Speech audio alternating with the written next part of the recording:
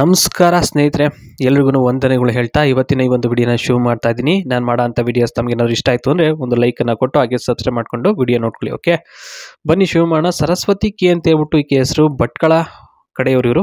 44 ವರ್ಷ ವಯಸ್ಸಾಗಿರುತ್ತೆ ಇವರಿಗೆ. ಓಕೆನಾ, ರೈತರ ಜೀವನ ಸ್ನೇಹಿತರೆ. ಇವ್ರದ್ದು ಹವ್ಯಾಸ ಬಂದ್ಬಿಟ್ಟು ಸಂಗೀತ ಕೇಳುವುದು, ಹಾಡುವುದು ಇವರಿಗೆ ಹವ್ಯಾಸ ಆಗಿರುತ್ತೆ. ಇವರ ಒಂದು ಹವ್ಯಾಸ ನೋಡಿ. ಸಮಸ್ಯೆ ಬಂದ್ಬಿಟ್ಟು ಬಿಳಿ ಕೂದಲು ಆಗಿದೆ, ಅದಕ್ಕೆ ವಾರಕ್ಕೆ ಒಂದ್ಸಲ ಮೆಹಂದಿ ಹಾಕಿಕೊಳ್ತೀನಿ ಕೂದಲಿಗೆ ಅಂತ ಇಲ್ಲಿ ಹೇಳಿದ್ದಾರೆ. ಅದ್ರ ಬಗ್ಗೆ ಏನು ತಪ್ಪರ್ಥ ತಿಳ್ಕೊಬಿಡಿ. ವಯಸ್ಸಾಗಿದೆ, ಆ ಒಂದು ಕಾರಣಕ್ಕೋಸ್ಕರ ಬಂದಿರತಕ್ಕಂಥದ್ದು ಬಿಳಿ ಕೂದಲು. ಮಾಡುವ ಕೆಲಸ ಏನಪ್ಪ ಅಂದರೆ ಸಂಗೀತ ಕೇಳಿ ಹೇಳಿ ಕೊಡ್ತೀನಿ, ಹಾಗೆ ಊಟ ಕೊಟ್ಟರೆ ಬಗ್ಗಿಕೊಂಡು ಮಜನೂ ಕೊಡ್ತೀನಿ, ಹಾಗೆ ವ್ಯವಸಾಯನೂ ಕೂಡ ಮಾಡ್ತೀನಿ.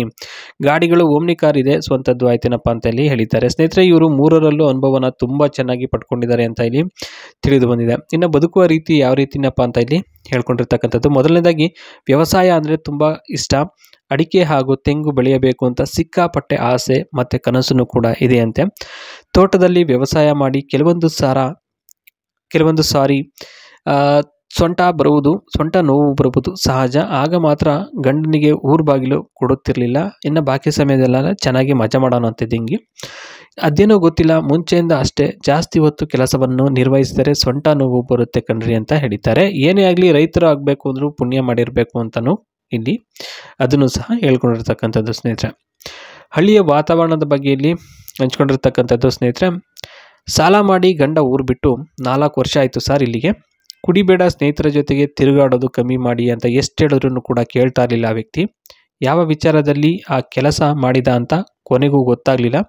ಅದಕ್ಕೆ ಅವರ ಸಹವಾಸ ಬಿಟ್ಟು ಬೇರೆ ಒಂದು ಸಂಬಂಧ ನೋಡಿಕೊಂಡು ಇರೋಣ ಅಂತ ನಿರ್ಧಾರ ಮಾಡಿದ್ದೀನಿ ಅಂತ ಇಲ್ಲಿ ಹೇಳಿರ್ತಕ್ಕಂಥದ್ದು ಸ್ನೇಹಿತರೆ. ಅವರು ಜೊತೆಗೆ ಇದ್ದು ಸಾಕಾಗೋಗ್ಬಿಟ್ಟಿದೆಯಂತೆ.